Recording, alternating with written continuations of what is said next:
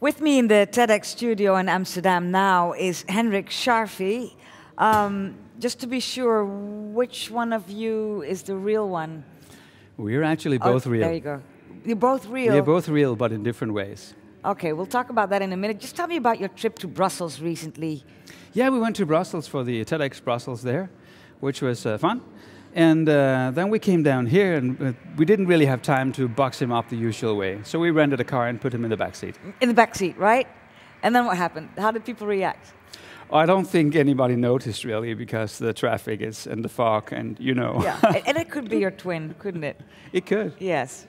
All right, we'll talk about Gemini DK in a bit. Let's just look at who you really are.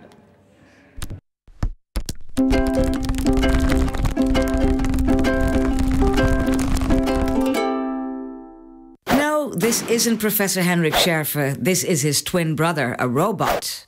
Or Gemini DK, as Schärfe calls it. Now I'm controlling the robot. The lips movement are synchronized with mine.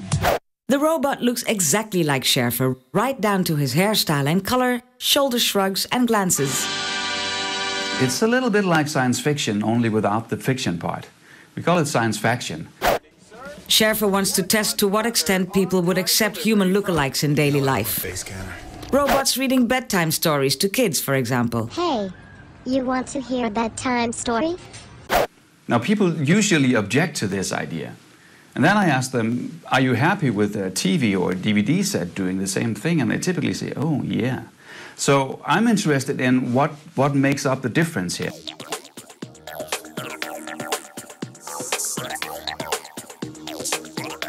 The thing about having your own Android really is that I actually have two bodies. And that means that I can be at two places at a time. One of my gifted co-workers recently phrased it another way. She said, now you have the scary ability and very rare ability to be absent at two places at the same time. So, Mr. Schärfe, what is the exact reason for confronting the general public with this Gemini DK? Yeah, that's an easy question to pose, but a difficult one to answer. Well, that's my job, isn't yeah, it? I know. Well, there are several reasons for this, actually. We discovered some years ago that robots are no longer just tools, they're also media. And they have media-like qualities. Mm-hmm. So if you look at something like this from just a mechanical point of view, there he goes. He is not very impressive. But what he does really is something quite differently. So this robot is not just about how many actuators and how do they move and stuff. It's about the effect out here. And that's what we needed to look into, because what happens when people meet androids like this is quite different from if you meet an industrial robot. Why? What is the difference? Well, the most robots that we have in society are actually not meant for human interaction at all. They're boxed away in factories and at assembly lines, and they're boxed in with lots of heavy-duty plastic, so we won't get in their way. Right. But this kind of robot is built for social interaction, and that's something completely different. So what does he do? What use is he to you? Well, first and foremost, he is an amazing thinking tool, and he allows me to... Thinking tool.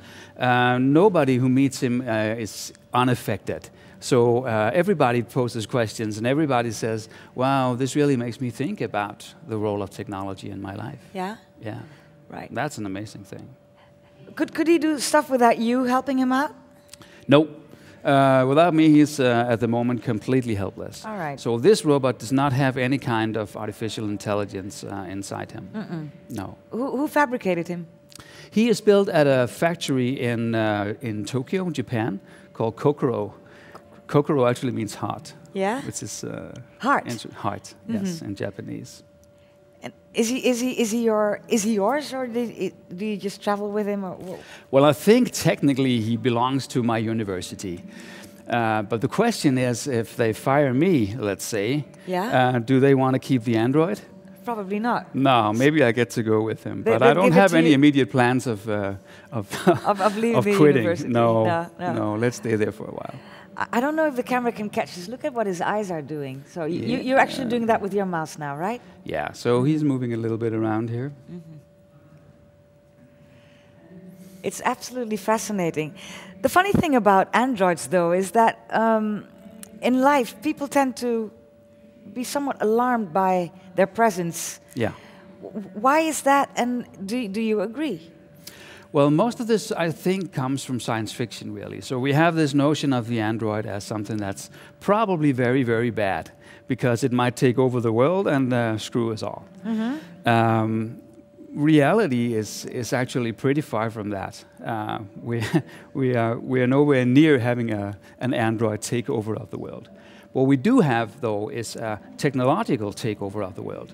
So the computer systems around us have actually taken over many parts And of we our don't lives mind already. that for some reason. No, but there is something strange going on once you have the human body present. That is, it adds something. What is the difference? Because in fact, it is a computer, isn't it? This is, well, the robot, we define a robot as something with moving parts that's controlled, a machine with moving parts controlled by a computer. By a computer, Without okay. the computer, it doesn't really do anything. Right. But like you say, we are not alarmed by a computer that does stuff for us. We're not alarmed by a refrigerator that tells us it needs to be defrosted, No. or a vacuum cleaner that tells us the house needs to be clean. But if for some reason an android comes along, we feel this fear. Yes, and perhaps a little bit threatened. And actually, that's kind of a good thing. If we can build a machine like this, it's almost impossible not to ask the question, where does that leave me? So if we can have machines that looks like humans and maybe behaves like humans, Then where maybe is humans my would be place in the world? obsolete. Yeah, but that's not what I want. No, but No. anyway, you're telling me that he wouldn't be able to do anything without you or somebody. At the moment, but at we the have moment. other advances in robotic research. People who are working on biped walking, grasping technologies, computer vision. If you combine all of these things, and I think we will see that in 5 to 10 years from now, then you're starting to look at a whole different scenario. It's even possible to have someone like the DK walking down the street, and you would not be able to tell from a distance. Right. And then what would the world be like? What would be better or worse? This is for us to decide. And this is where the TED community comes in and plays a big role, actually. Because we need to figure out what kind of technological world do we want. Do we want a world where robots are taking over not just the dirty jobs, but in fact big portions of our lives? Yeah? That's not what I want. What is it you want? I want to use technologies so that we can learn more about ourselves, so we can handle some of the big problems, energy crisis that we have in the world, diseases we need to come up with answers for, and we need to understand ourselves better. This is what we should do. I don't see how getting to know DK would help you to get to know yourself, because he is modeled after you. It's not the other way around. That's right. But when people interact with him or with us, it's quite easy to see that there is something strange here going on. So what does it actually mean to be a human being? Perhaps there's more to the human being than what you can model like this. But what is it? It's the soul, An essence. the mind, Yeah. the consciousness, the individuality, the essence that is you. Yeah. Do we want computers to take over that? Could they? I don't think so. But could they? No, I really don't think so. We might see intelligent machines, or we are already seeing intelligent machines, but their intelligence is of a completely different kind. Right. Could you explain that in layman's words? Because what is the difference between the intelligence of a computer and ours? Is Well, the fact that emotion comes in? Emotion is a big part of it, and understanding consequences in the long term, and having empathy. All these things are qualities that we think of as very human qualities. Right. Yeah.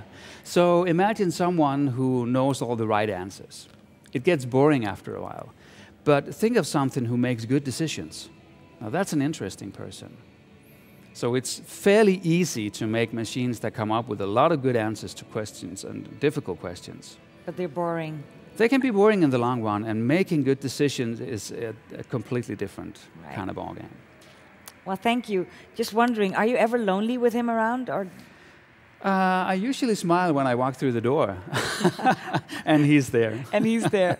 All right. Thank you so much. Hope you enjoyed your stay here in Amsterdam. We did, Did you certainly. enjoy TEDx? Oh, most certainly. Well, I'm good a for little you. scared by all the bikes in the city, though. The bikes in yeah, the city. they're quite aggressive. Yes, we should But take the care TED of that. experience is good. Excellent. It is good. It was lovely having you here, and Geminoid TK. Thank you both very much. Thank you.